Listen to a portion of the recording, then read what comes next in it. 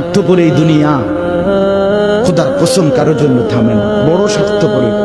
হ্যাঁ, যেদিন বাপের জানাজা পড়ে, যেদিন বাপের লাশ কবরে দাফন করে, সেদিনও বংশধর সন্তান ছেলে মেয়ে ঘন্টা খানিক 2-4 ঘন্টা কাইন্দা কাইটা হইল, রাতের বেলা ঠিকই ভাত খায়।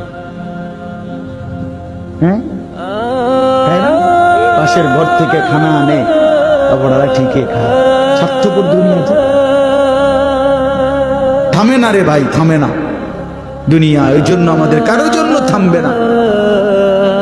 তুমি আমি মরে গেলে শেষ।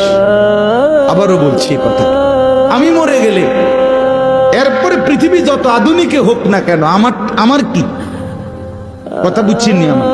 আমি মরার পরে যদি সবার ঘর স্বর্ণের বাড়ি হয়ে যায়, তো আমার লাভ হইল কি? আমার মৃত্যুর পরে যদি সব মানুষ আধুনিক হইয়া সাঁদের দেশেও জায়গা, আমার ফায়দা কি? আমি তো না, আমি তো মরে গেলাম।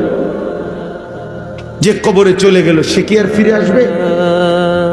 আল্লাহ আমাদেরকে বুঝ দান করেন।